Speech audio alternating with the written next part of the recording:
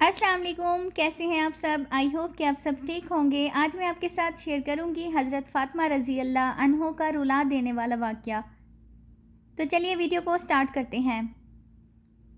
ایک دفعہ حضرت فاطمہ رضی اللہ عنہ نے نئے پردے خریدے اور مولا علی رضی اللہ عنہ کہتے میرے پاس تھوڑا مال غنیمت کا سرمایہ تھا۔ میں نے ایک سونے کی چین سیدہ فاطمہ رضی اللہ عنہ کو بنوا دی، نئے پردے لٹکائے، سونے کی چین پہن لی۔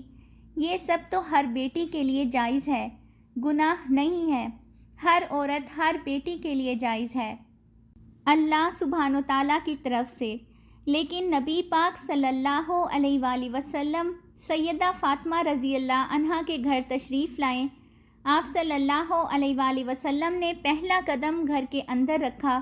حضرت فاطمہ رضی اللہ عنہ کہتی ہیں، نبی پاک صلی اللہ علیہ وآلہ وسلم نے مجھے دیکھا، گھر کو دیکھا، اللہ کے رسول واپس چلے گئے، گھر سے واپس جا کے مسجد میں جا کے بیٹھ گئے۔ مولا علی شیر خدا گھر آئے تو سیدہ فاطمہ رضی اللہ عنہ رو رہی تھیں۔ فاطمہ کیا ہوا؟ حضرت علی رضی اللہ عنہ نے پوچھا تو حضرت فاطمہ نے کہا، حضور پاک آئے تھے، ملے بغیر ہی چلے گئے۔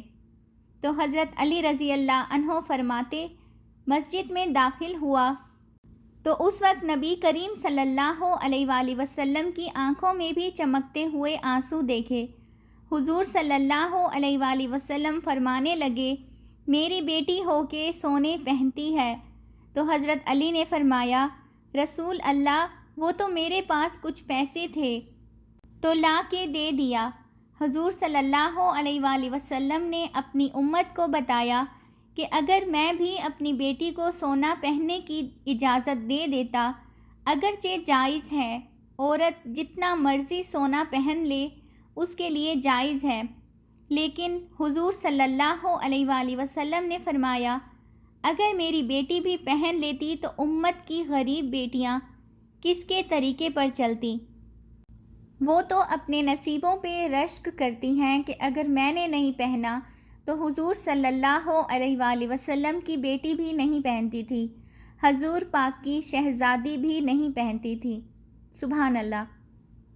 آئی ہوپ کہ آپ کو آج کی میری یہ ویڈیو پسند آئی ہوگی، تو چینل کو سبسکرائب کرنا بالکل بھی مت بھولیے گا تاکہ مزید نئی آنے والی ویڈیوز کا نوٹیفیکیشن آپ کو ملتا رہے۔ اپنی خوبصورت دعاؤں میں یاد رکھیے گا۔ ملتے ہیں نیکسٹ ویڈیو میں۔ ٹل دین اللہ حافظ۔